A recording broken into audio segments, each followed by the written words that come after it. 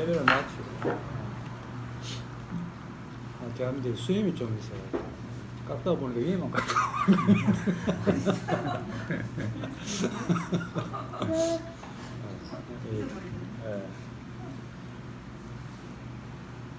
그 신학교에서도 뭐 신학생들 관심이 별로 없는 문서설 문서설 유학에서 내가 그려놓은 건데 이게 저 벨하우젠이라는 독일의 신학자가 1878년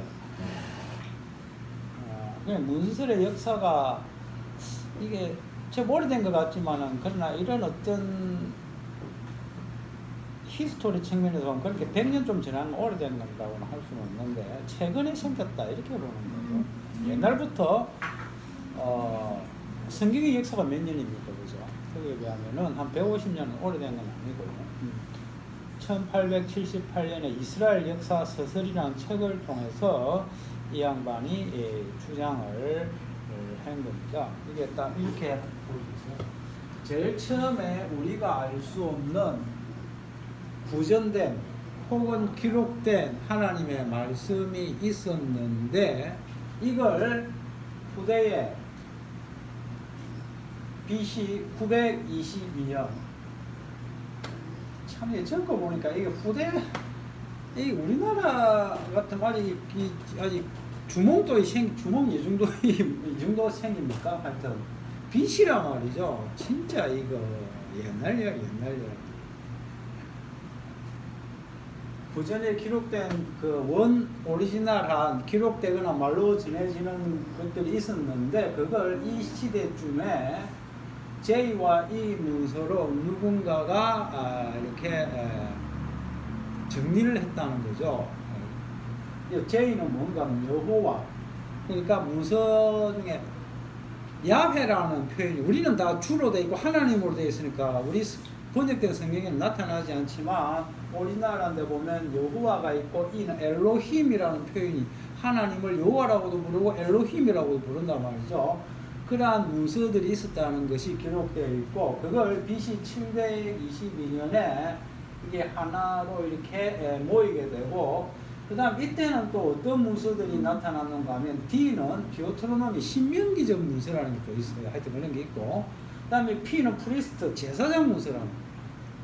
그러니까 J 문서, E 문서, D 문서, P 문서. 문서설은 크게 네 가지예요.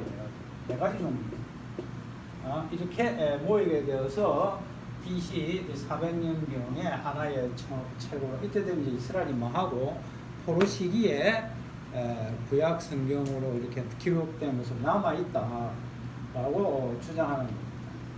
근데 이 사람이 이렇게 하면서 성경 비평의 문을 확 여니까 이게 문서가 네 가지만 나오겠습니까? 여러 수십 가지가 나오면서 그냥 중구난방이 되어서 도저히 이게 어떻게 정리가 안 돼요. 그리고 이 벨하우젠이라는 사람도 결국은 신학교를 떠납니다. 하다가 그냥 성경에 대해 배를 느끼는지 몰라도 그냥 모든 걸 포기하는 그러한 삶을 살게 되죠. 이제는 뭐 여기에 대해서 별 관심이 없어요. 근데 우리나라 성경은 여러분 성경 어떤지 모르겠다 보면 고린도후서 앞에 보면 저자 기록연대기 쭉 나오거든요. 여러분 요즘 나오는 책에도 기록되어 있습니까? 없어요? 그건 원래 없는 성경이고 네, 이건 있어요. 있는 성경이 있죠. 네. 여기에 입각해서 편찬된 성경 하나도 없습니다. 전부 다 훨씬 이전으로 모세오경은 모세 시대로 올라가 있어요. 그러니까 우리나라는 이걸 자유주의라고 하는데 이 문서들 이게 안 통해요. 만약에 이렇게 해가지고 성경에 기록하면요 하나도 안 팔린다니까. 우리나라 희한하게 보수주의예요. 그러면 뭐 선교사가 보수주의 선교사 맞느냐? 물론 뭐 아펜셀리는 감리교 쪽이잖아요. 근데 옛날에는 그때도 신학이 있었지만 희한하게 신학교에서는 이런 자유주의 신학이 히트를 치는데 보수주의 신학이 전부 다 자유주의 신학교로 다 바뀌어요. 지금 보수주의 신학 거의 없어요. 근데 교인들이 유지하는 신앙이나 목사들은 대부분 다 이 보수주의적 관점을 가지고 있다. 참 희한해.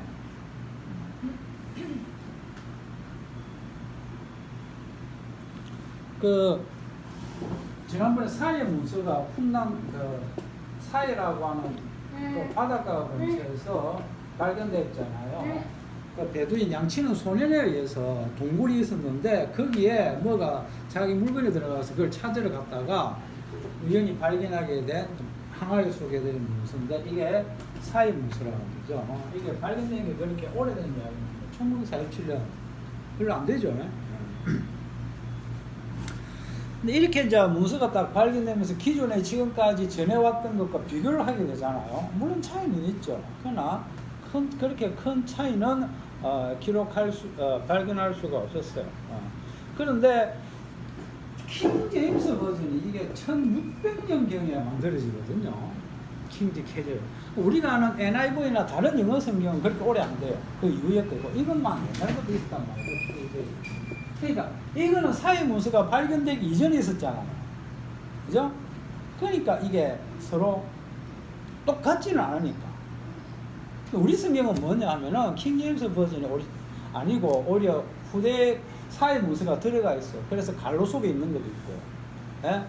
딱별히 표현이 다르다. 근데 킹 제임스 버전은 그렇잖아요. 그래서 이것과 첨예하게 좀 대립이 되고 있다.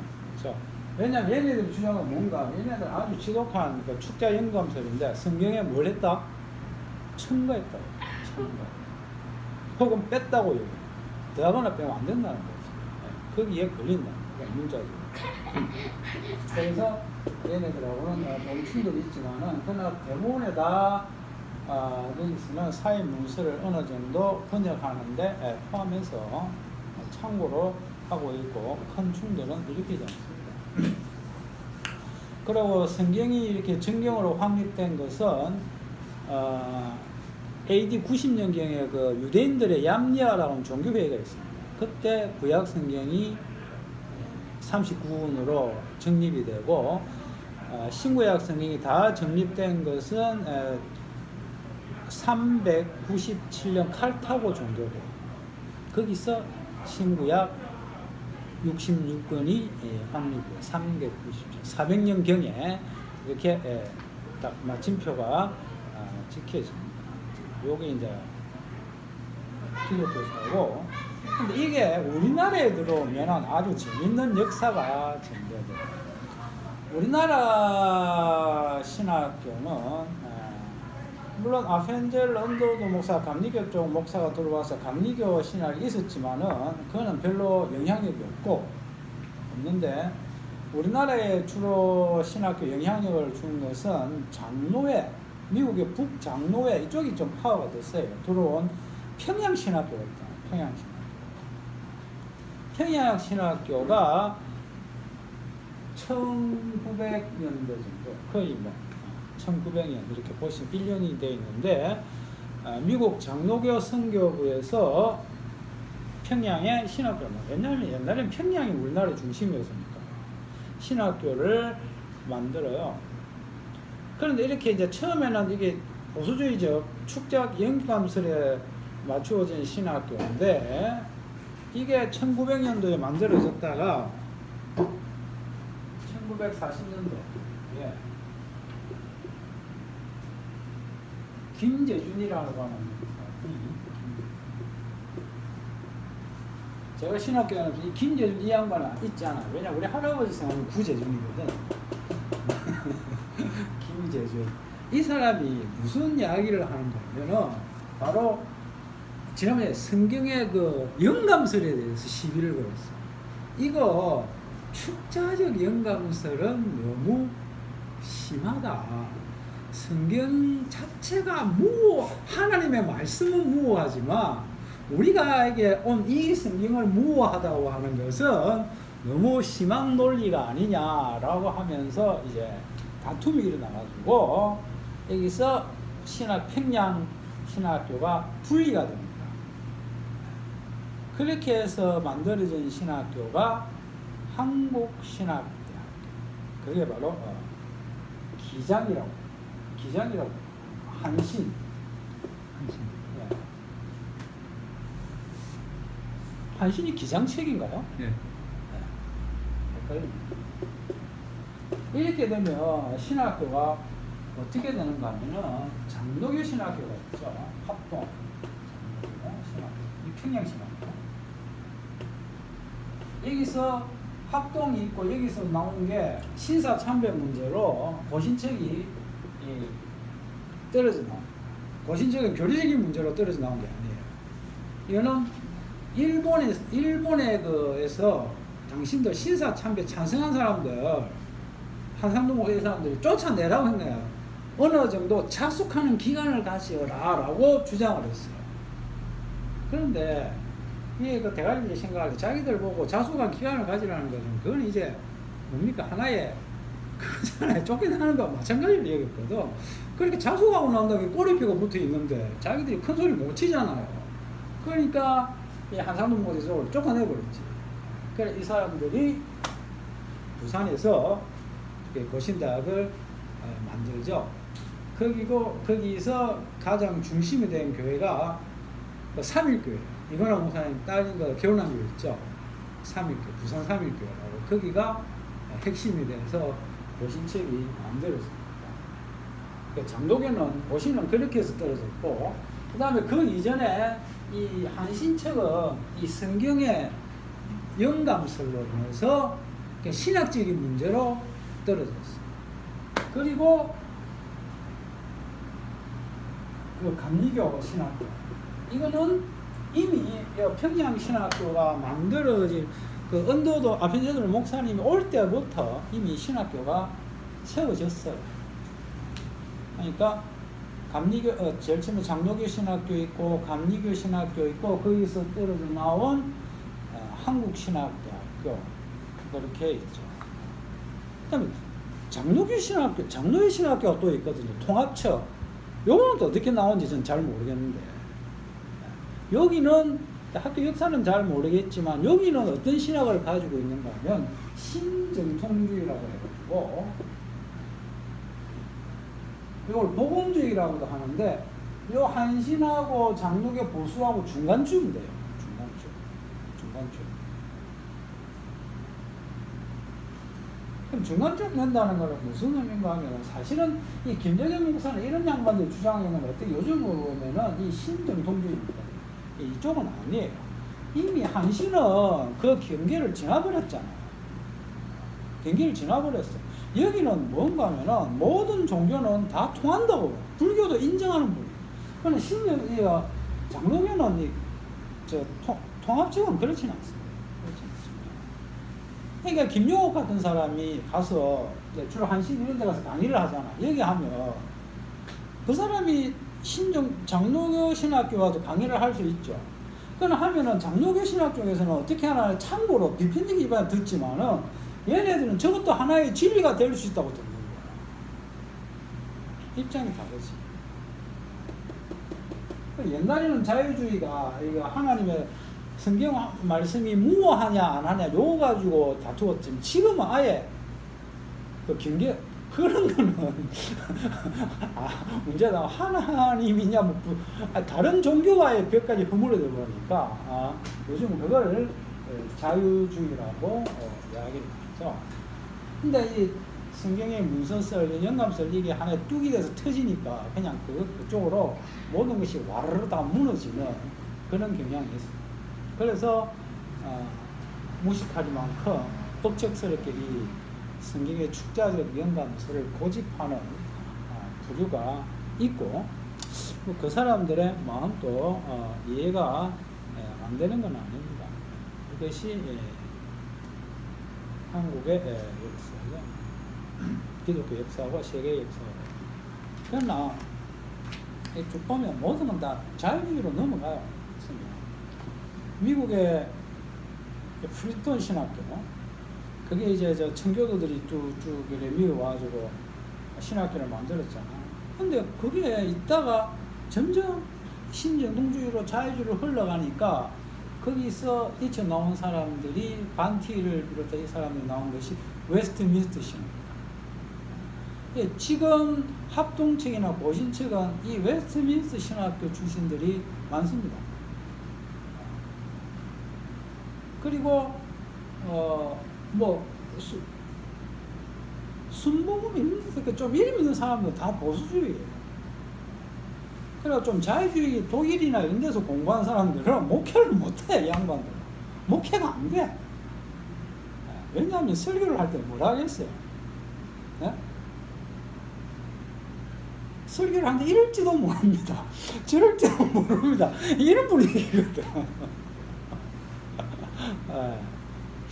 그러니까 이게 교인들한테 설교를 와닿지를 않아요. 이럴 수도 있습니다. 저럴 수도 있습니다. 그게 무슨 성경 말씀입니다.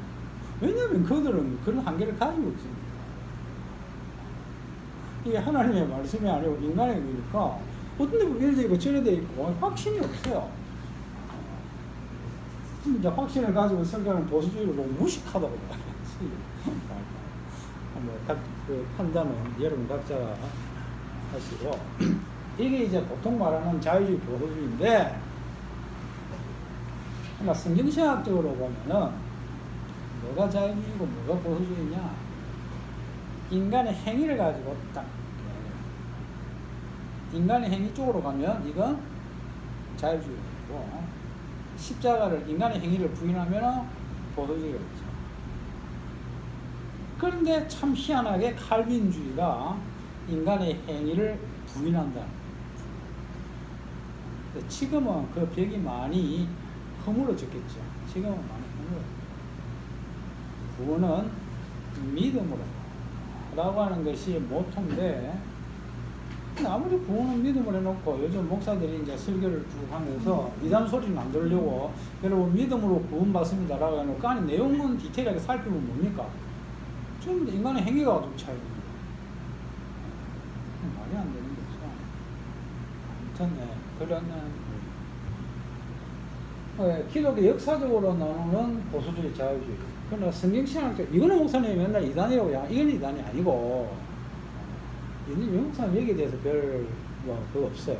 근데 하나님의 말씀을 어떻게 받아들이느냐 물론 보수주의 입장을 취하고 있지만은 그것보다 더 이단이라 할 수 있는 것은 십자가를 이야기하지 않고 인간의 이야기를 이야기하는 알미니안. 왜냐하면 성경을 보면 두 가지 흐름이 다 있잖아요. 그죠? 행위도 있고 믿음도 있단 말이죠. 그래서 어떻게 볼 것이냐 이 차이가 이것은 끝까지 논쟁이 될 수밖에 없겠죠.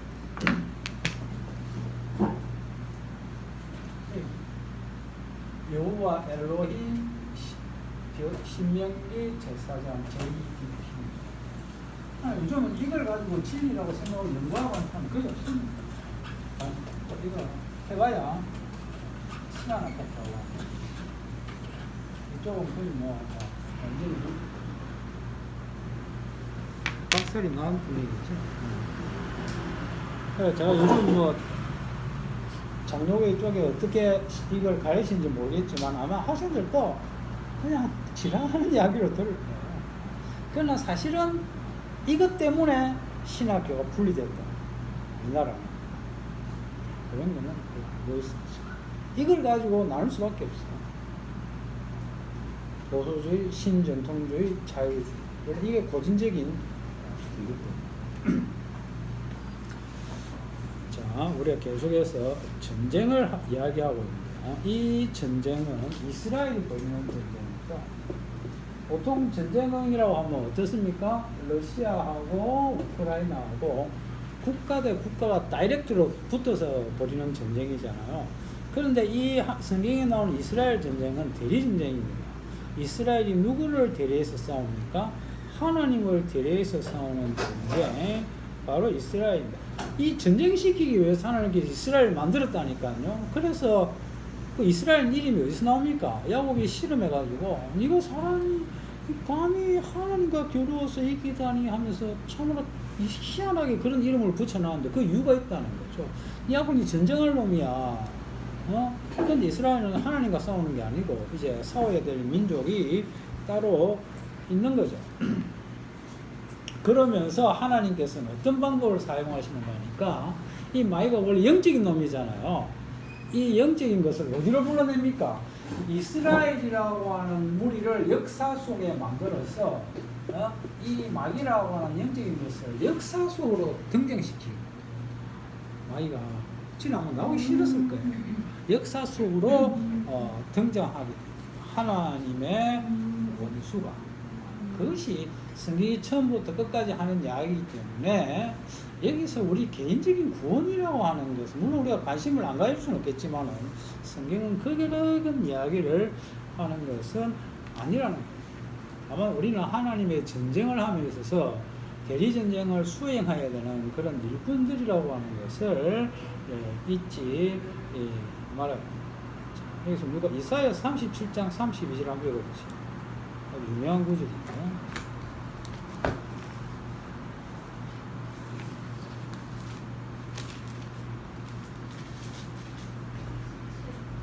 32절.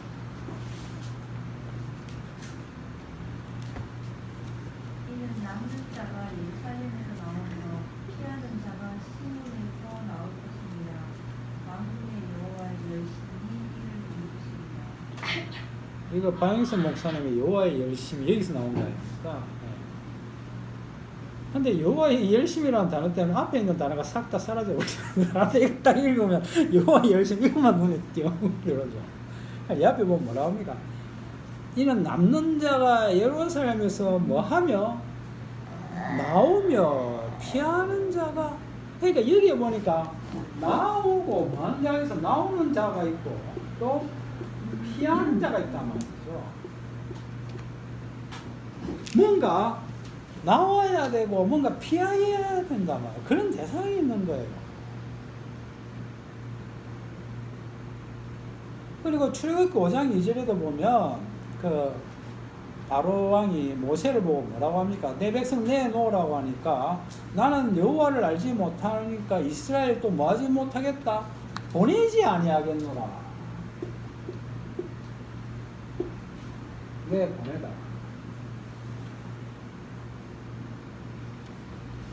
나오고 피하고 내보내고 하는 그런 뭔가 기존에 그 있는 것에서 떠나야 되는 그런 상황들이 주어지는 거예요.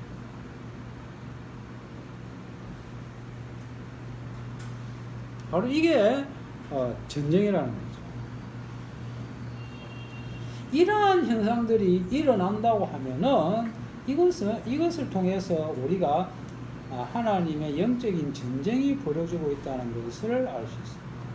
그러니까 구원이라고 하는 것은 말 그대로 뭡니까? 뛰쳐나오는 거잖아요. 기존의 세상에서 네가 나올 수 있느냐 없느냐, 탈출하느냐 안 하느냐, 이게 구원인데 우리는 구원을 어떻게 생각합니까? 물론 이 세상에서 천국 가는 것이 구원인데 여기서 이리로 왜 탈출합니까? 이 세상이 싫어서 가는 게 되잖아요. 그런데 사람들은 그게 아니잖아요. 이 세상에서 천국 가는 게 뭡니까?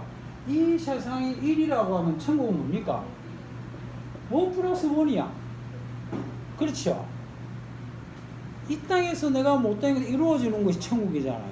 내가 이 땅에서 몸이 아파서는 천국 가서는 든든해야 되고, 돈이 없었으면 부자로 살아야 되고, 인생이 100년밖에 못 살았으면 1000년을 살아야 되잖아요. 그럼 이거는 나가는 게 아니죠. 이거는 확장된 거지. 무슨 말인지 알겠습니까? 나가는 거하고 확장된 건 반대말이에요. 뭔가 나가는 개념이 있어야지. 나가는 게.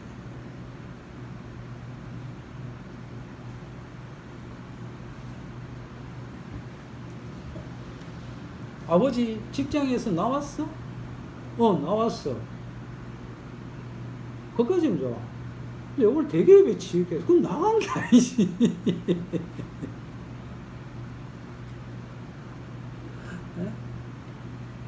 삼성이 하청기업에 있다가 본기업으로 올라가면 나간 게 아니지. 그것을 나갔다고 하면서 우리는 천국에 한다고 착각하고 있죠. 전혀 다른 이질적인 것이 있어야 되는데, 그래서 천국은 사람들이 생각하는, 교인들이 교회에서 말하는 천국은 천국이 아니고 파라다이스고 지옥이란 말이에요. 지옥. 그게 문제예요.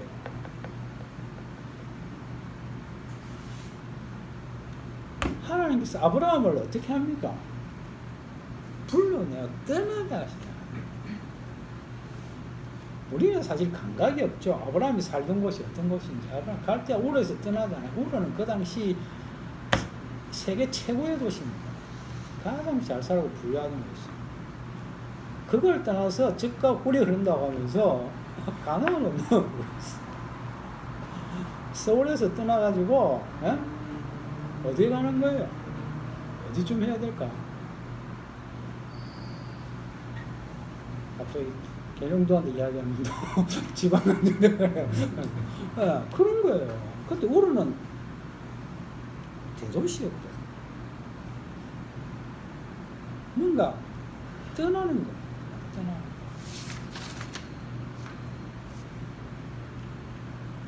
여러분 어때요? 고향을 떠날 마음이 있습니까? 사람들이 왜 고향을 못하냐? 거기에는 그동안 자기가 살면서 닦아왔던 삶의 터전이 있단 말이죠. 그렇죠. 자기의 삶의 친구들이 있고 이웃이 있고 자기의 삶의 흔적이 있기 때문에 그것을 떠날 수가 없습니다. 이게 바로 이방 민족들의 당연한 특징인데, 그런데 이스라엘은 떠나면서 시작된 민족이잖아요. 그래서 이스라엘은 아주 특수한 민족이에요. 특이한 자들. 떠나는 자들. 떠나는 자들. 이방 민족은 떠나지 않고 머물러 있는 자들이죠. 우리 인간은 나올 의사가 전혀 없는데, 그런데 성경은 나와라, 피하라, 바로왕은 못 보내겠다, 하나님은 데리고 나가겠다. 그럼 이제 그 사이에 우리 인간은 끼어가지고 양쪽으로 팔이 마치 그러니까 원피스 늘어지듯이 쭉 늘어지는 거지. 예. 그런 삶을 살게 되는 겁니다.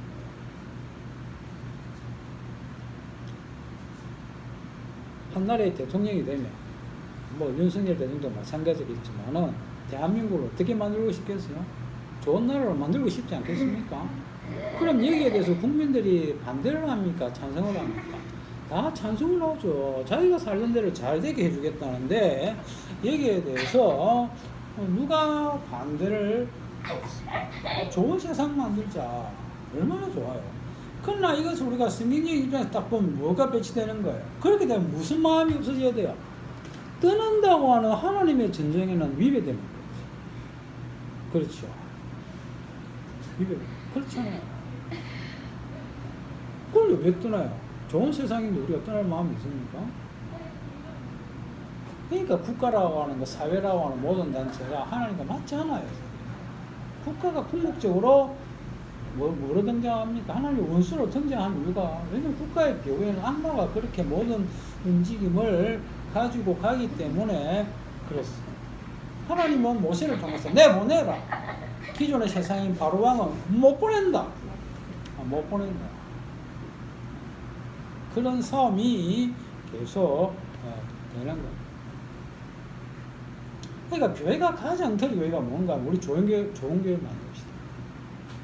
이게 이단이라고 보면 돼요. 교회가 아니에요. 교회가 그런 말 하면 안 돼요. 말도 안 되는 거예요. 그러면 왜 이런 것들이 그렇게 먹혀드느냐? 그것은 바로 우리 인간에게 있는 이 마귀가 심어놓은 도저히 뿌리칠 수 없는 유혹, 발전.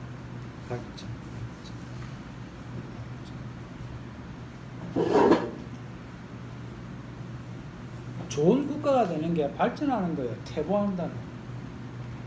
발전하죠. 이 유혹을 뿌리칠 수 있는 인간이 없습니다. 한번 보세요. 여러분 살아가는 게 뭡니까? 발전하기 위해서 몸부림을 칩니까? 안 씁니까? 얼마나 칩니까?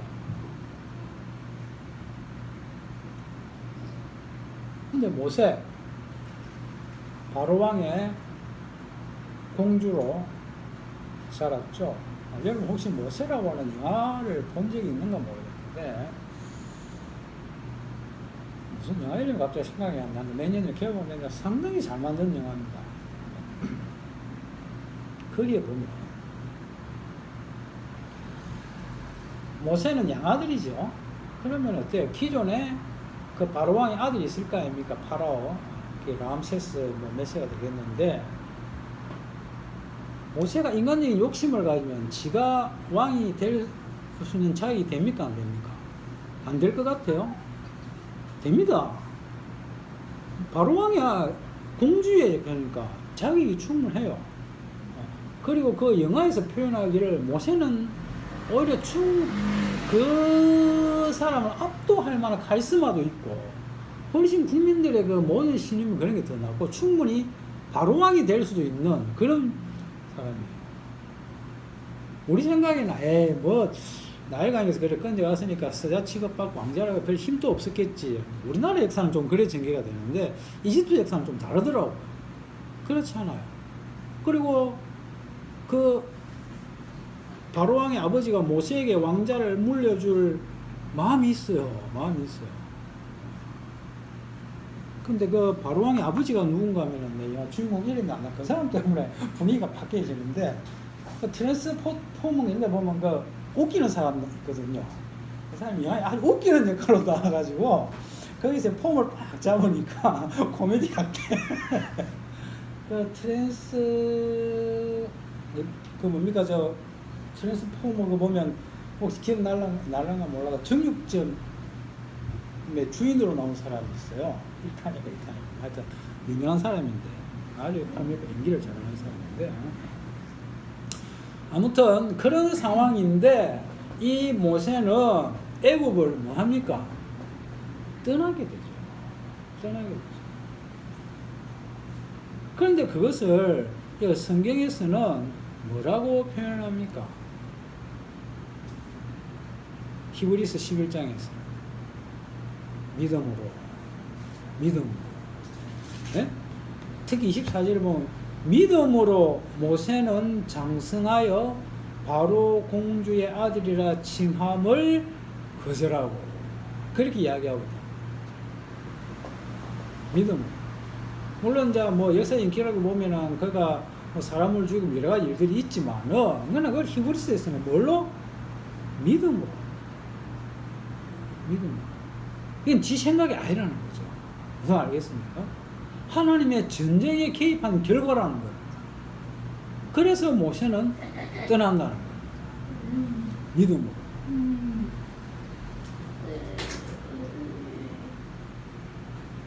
믿음이 아니라고 하면은 떠날 수가 없습니다. 예. 모세가 1인자가 2인자가 되든 애굽의 왕이 된다고 그 당시 애굽은 전 세계에서 최강자 아닙니까? 누가 당하겠습니까? 그 자리를 버린다고 하는 것은 믿음이 아니면은 있을 수가 없다는 겁니다. 우리는 그 정도가 아니라도 얼마든지 떠나기 싫잖아요. 그죠? 뭐 그냥 소고기 먹고 쌀밥 먹을 정도만 되면 만족하는 것이 우리는 소고기 쌀밥은 조금 넘어왔지만 북한은 아직도 거의 머물러 있었죠. 그래도 우리가 먹을 거 맛있는 거 마음대로 먹고 뭔가 자기가 여유생활을 즐길 수 있다면은 거기서 떠난다고 하는 거 사람들이 왜 산으로 가서 자연인이 됩니까? 그건 좋아서 떠난 게 아니잖아요. 너무너무 꼬이니까 도망친 거 아닙니까? 우리는 그래서 떠나지. 그럼 믿음으로 떠나는 거야.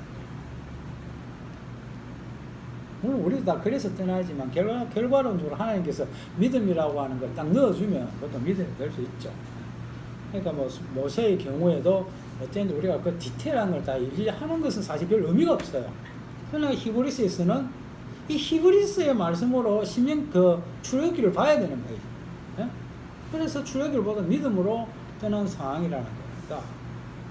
그런데 모세는 25절에 보면 하나님의 백성과 함께 고난받기를 애굽에서 무엇 하는 것보다 더 좋아했다. 이 애굽에서 하는 걸 죄악의 낙이라고 표현해요. 이게 히브리스의 표현이에요. 모세가 애굽에서 뭐 사고 치면서 하는 걸 그걸 두고 이야기해요. 그게 아니죠. 세상 자체가 그러다는 거예요. 세상 자체가. 그것을 죄악에 쌀밥 먹고 소고기 먹고 자기 하고 싶은 발전을 추구하는 그런 삶이 뭐라는 겁니까? 그게 죄악이라는 거죠. 그러니 얼마나 특이합니까? 이게 이스라엘이라. 이방 민족에게서 이런 것은 나올 수가 없어요. 우리에게는 이런 것은 있을 수가 없습니다. 모세가 사고치에서 떠난 게 아닙니다. 믿음으로 자기의 낙을, 그 즐거운 모든 것을, 자기 발전을 추구하는 인간의 그런 것들을 다 포기하고 애굽을 떠났다는. 그러므로 저와 여러분이 이 세상을 살아가는 것을 하나님 앞에 회개할 때는 참 내가 죄와 너무 정이 들었습니다 라고 하는 그거를, 그 초코파이의 정이 바로 그 앞에 죄가 붙어 있는 거예요. 죄 플러스 정입니다. 한국 사람에게만 정이 있다고 뭐 또 국뽕에 난리를 치는데 그 정이 바로 죄악의 정입니다.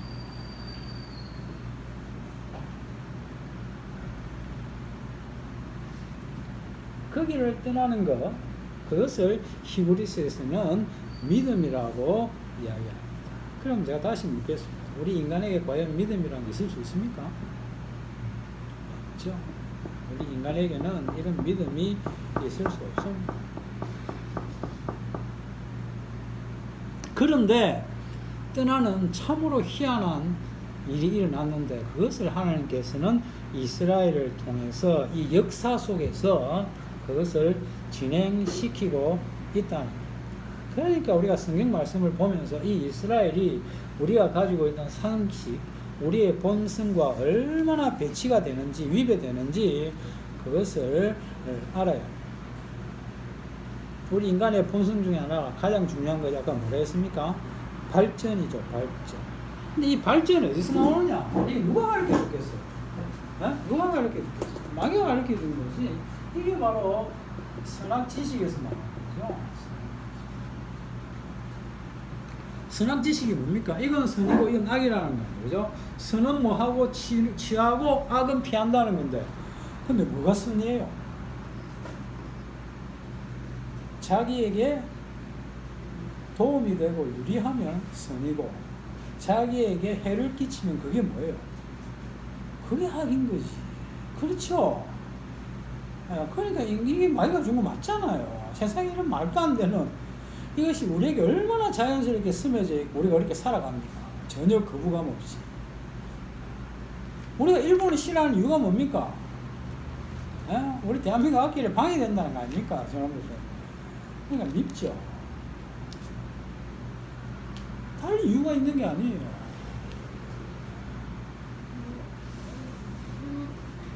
내가 발전하는데 방해되는 놈은 다 나쁜 놈이에요. 제거해야 됩니다.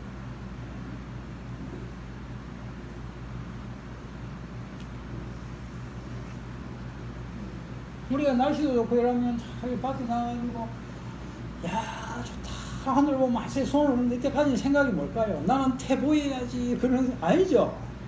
나는 발전해야지, 꿈을 키워야지, 양 키워야지. 날씨가 흐리면 기가 팍 죽어가지고 나는 발전해야 한다. 이것이 바로 선악과를 따먹은 우리 인간의 최고의 유혹입니다. 내보다 더 나은 존재가 됩니다. 내 존재를 키우는 거 여기에 대해서 거부할 인간은 없다는 겁니다. 그래서 내가 속한 가정이 더 행복해야 되고 내가 속한 나라가 더 잘 살아야 되는 거예요.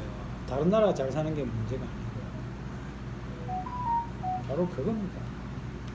그러니까 우리 인간도 전쟁을 안 하는 게 아닌데 우리 인간이 하는 건 누구를 위한 전쟁? 나를 위한 전쟁. 그죠? 나를 위한 전쟁. 그러니까 이 나를 위한 전쟁하고 누구의 전쟁이 서로 싸웁니까? 하나님 주님을 위한 하나님을 위한 전쟁이 서로 맞붙죠. 서로 전쟁과 전쟁이 부딪히는 거예요. 그러니까 역사적으로 보면 출애굽기를 보면 애굽에서 탈출하는 것이지만 이것을 오늘날 우리의 삶에서 보면 이 원당에서 탈출하는 게 아니고 김포에서 탈출하는 게 아니고 그렇게 정의시키는 부분은 곤란하고 뭡니까? 내 자신, 그죠? 나를 부인하고 나에게서 탈출하는 거예요. 그러니까 이게 방법이 없죠. 그렇죠. 원당에서 이사는 갈 수 있는데 김포를 떠날 수는 있는데 나를 떠난다. 이삿짐 센터에 전화해서 나를 떠나 이삿짐 사달라면 사주겠습니까? 이게 말이 안 되는 소리야. 그러니까 우리 인간에게 이 믿음이라고, 내가 그동안 열심히 살아온 나의 모든 흔적이 죄된 죄악이라고 하는 그런 고백을 우리가 할 수가 없죠. 그런데 성경은 그걸 요구하고 있단 말이죠. 그러면 그렇게 하시는 주님의 방법은 뭐냐라고 했을 때, 자, 드디어 출애굽할 때 이스라엘이 그냥 출애굽하는 게 아니잖아요. 어떻게 출애굽합니까? 그 6월절에 사건이 일어나잖아요. 그죠? 그 6월절 밤에 하나님께서 죽음의 천사를 보내는데 뭐라고 합니까? 너희 문설주에 어린 양의 피를 바르라라. 그러니까 이스라엘이 집이 딱 요래 생겼어요. 문설주가 딱 요거거든, 저거거든요. 저렇게 생겼죠. 저기 대문이에요. 그래 그냥 딱 통과하면 집안이죠. 그래서 여기다가 문설주 여기다가 여기다가 뭘 바르는 거야? 피를 바르는 거죠. 피를 바르는 피를. 그럼 누구 피? 누구 손가락에 피 내가 발라라 알잖아요. 어린 양의 피. 이것은 무엇을 의미합니까? 인간의 피는 된다 안 된다? 안 된다. 이스라엘이 아브라함의 혈통이라서 구원받는 게 아닙니다. 특이한 거죠. 혈통이라고 구원받는다. 그렇다고 하면 하나님께서 저런 일을 하실 이유가 없어요. 어린 양의 피, 뭔가 나중에 예수님인 줄 우리가 알게 되는데 너는 안 돼. 뭔가 다른 것이 외부에서 개입이 돼야 되는데, 너희들이 안 된다고 하는 것은 너희들이 힘으로, 우리의 힘으로 안 된다는 걸 이미 하나님께 알고 있으니까 예수님의 피가 아니고는 너희들이 구원받을 수 없는 거야. 그래서 그 어린 양 사건을 보면, 6월절 사건을 보면 이스라엘 출신이라 할지라도 이 말 안 듣고 자기 문설주에 피 안 바른 집은 장자가 살았습니까? 죽었습니까? 죽었죠. 그런데 애국 사람들 할지라도 안 발라볼까? 다른 사람은 살았어. 피가 뭡니까? 개입된 피. 십자가 사건. 뭔가 어린 양의 세계라고 하는 새로운 세계에 간다는 거죠. 이거 나와요. 이스라엘 사람들이 자기 피 바르면 그건 애굽이에요. 애굽. 이스라엘과 애굽이 뭔 차이가 나겠어요? 그 400년 이상 같이 섞여 살았는데. 뭐 마음속에 하나님 했지만은 감감한 거예요. 생각을. 물론 나름대로 의식이 있는 사람도 있었지만은, 그러나 그들이 뭐 의식을 가지고 기존의 바로왕의 대들고 한 거는 이런 차원이 아니고 뭡니까? 너무 자기들을 괴롭히니까, 너무 일하는 게 힘드니까, 차별하니까, 그런 것 때문에 열받은 거지. 자기들을 애국 사람들 이상으로 잘 먹고 잘 살게 해주었으면 그들이 이런 생각을 하겠습니까? 안 하는 거죠. 그러니까 그런 생각조차도 다 깨어져야 돼요.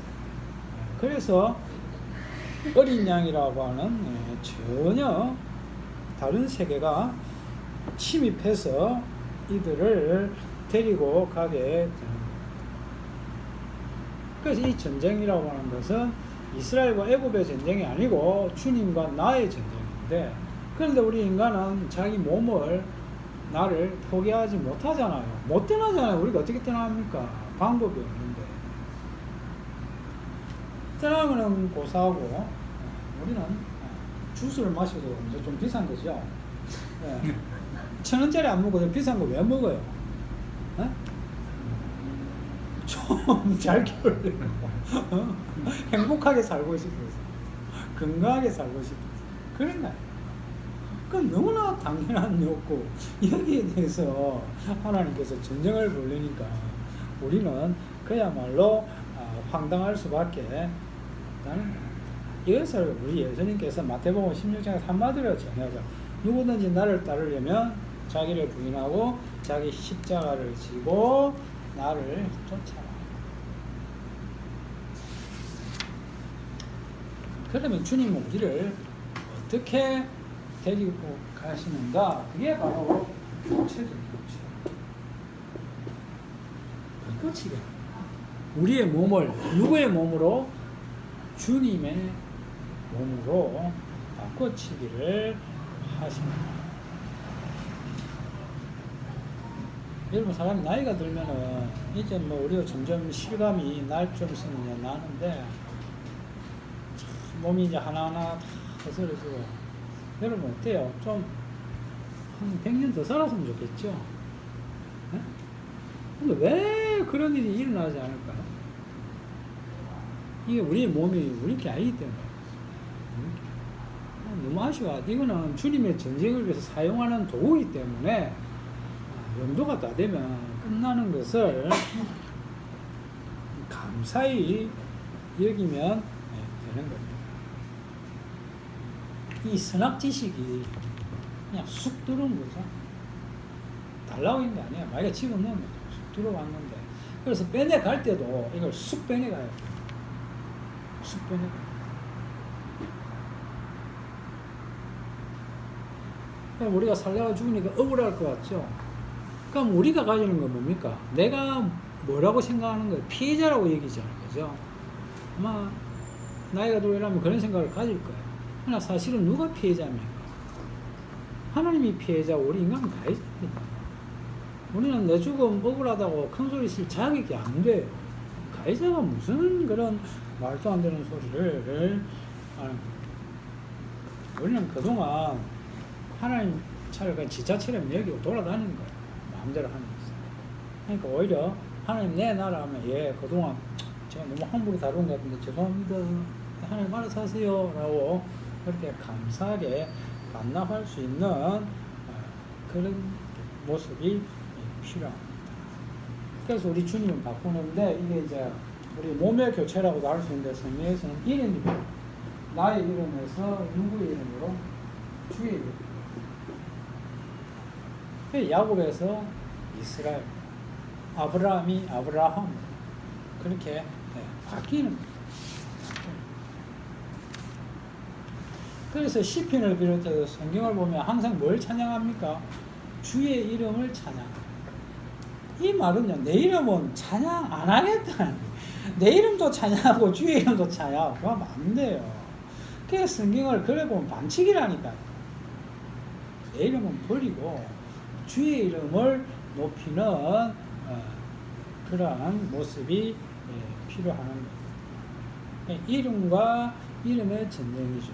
그래서 로마서 10장에 보면 누구든지 내 이름이 아니고 주의 이름을 부르는 자는 구원을 얻으리라. 주의 이름을 우리가 부를 수 없단 말이죠. 그래서 우리가 구원을 이룰 수 있는 거 아니에요. 내가 알아서 주의 이름을 부른다고 하는 것은 말이 안 됩니다. 우리 인간은 자기 이름을 포기하지 않습니다. 그건 말도 안 되는 소리죠. 끝까지 자기 이름을 챙기고 자기 몸을 챙기면서 그렇게 살아가는 것이 우리 인간이고, 그래서 날마다 주님은 그런 우리에게 시비를 걸고 전쟁을, 그래서 어떤 사람이 성도냐 하면은 내 내부에 이러한 발전, 내가 발전해야지, 더 나아져야지, 하늘을 향해 뻗어야지, 그러한 요소가 뭐 한 자? 제거된 자.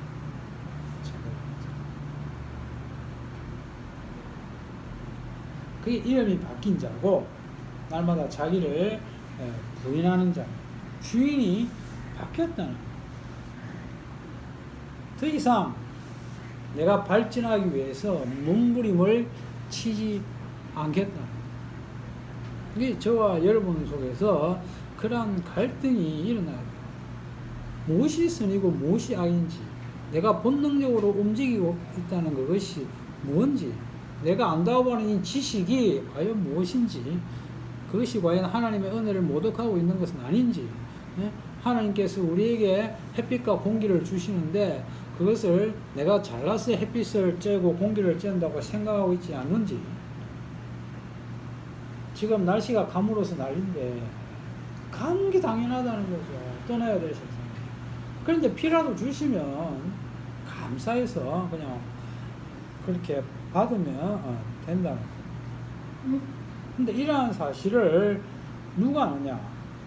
오직 주의 영이 성령이 임한 자들만이 할 수 있습니다. 세상 사람들은 이것은 아무리 이야기해도 그야말로 귀신 신하락감. 여러분, 이런 이야기가 세상 사람들에게 통하겠습니까? 말도 안 되는 소리입니다. 그래서 성령을 받지 않은 자, 절의 선인들도 성경 보거든요. 납득이 될 리가 없죠. 그분들이 성경을 일독을 하면 우리보다 몇 배는 깨끗한 마음으로 정신을 집중해서 보지 않겠습니까? 납득이 갈 리가 없죠. 이거는 오직 주의 영을 받은 자들에게만 주어 진다는 겁니다. 그러한 모습이 우리에게도 있어요. 오늘은 여기까지 있습니다. 기도하겠습니다. 하나님 아버지, 은혜를 감사합니다. 나의 이름을 위한 전쟁과 주의 이름을 위한 전쟁이 늘 벌어지는데 우리는 육을 가진 연약한 자들이었어. 믿음이 있을 수도 없고 날마다 내 이름을 위해서 살아가는 자들 아닙니까? 그런데 주님께서 오셨어요. 믿음을 주시고 우리의 모든 것들을 다 제가심으로 말미암아 우리 예수님을 생각할 수 있도록 하여 주시니 감사합니다. 그 순간들 우리의 삶에서 더욱더 확장되게 주시고 항상 주님을 기억하며 감사할 수 있는 마음 저희들에게 허락하여 주시옵소서. 감사를 드리며 우리 예수님 이름으로 기도드리옵나이다.